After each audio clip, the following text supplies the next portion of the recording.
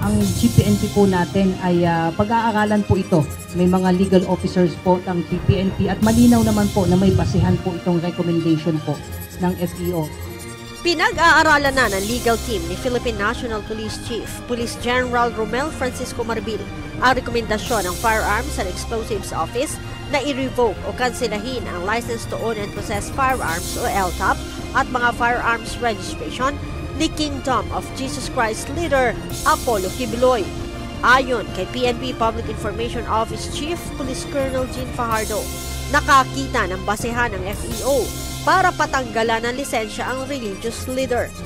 So doon po sa Section 4G ay malinaw po doon na nakasaad na ang isang aplikante po ay dapat po ay hindi po siya currently accused in a pending criminal case na ang imposable penalty po ay 2 years. So doon po siya pumasok at doon din po sa section na 26.1.5 ng revised implementing rules and guidelines po ng RA 10591 kung saan malinaw po doon na one of the legal disability for an individual po para matanggalan po siya ng pribilehiyo ay yung pong pagkakaroon po ng criminal case with imposable penalty of 2 years. Doon po pumasok yung kaso po ni Pastor Kibuloy and one other po. Kung matatapos ang review na ginagawa ng legal team ni Chief PNP, posibleng makapaglabas ng desisyon si General Marbil ngayong linggo. I don't want to preempt po yung magiging decision po ng PNP but ang GPNP po natin ay pag-aaralan po ito. May mga legal officers po ng GPNP at malinaw naman po na may basihan po itong recommendation po ng FEO. But hintayin po natin yung formal na pagpirma po ng ating GPNP and hopefully within the week po ay lalabas po yung approved decision po ng ating GPNP.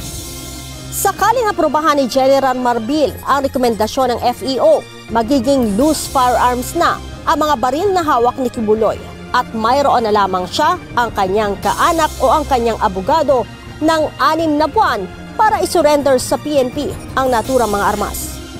Sa ilalim po ng RA 10591, ang next of kin, nearest relative or legal representative who has prior knowledge of the existence of these firearms will be given 6 months to surrender and turn over these firearms to the nearest police station, if not po doon sa Firearms and Explosive Office.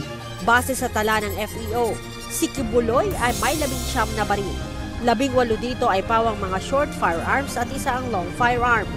Isa din sa naturang mga baril ang expired na ang registration noon pang nakaraang buwan. Si Kibuloy ay nahaharap sa mga kasong child abuse, sexual abuse, at qualified human trafficking. Leia Ilagan, UNTV, News and Rescue. Diyos ang aming sandigan, serbisyo publiko ang aming pinahahalagahan.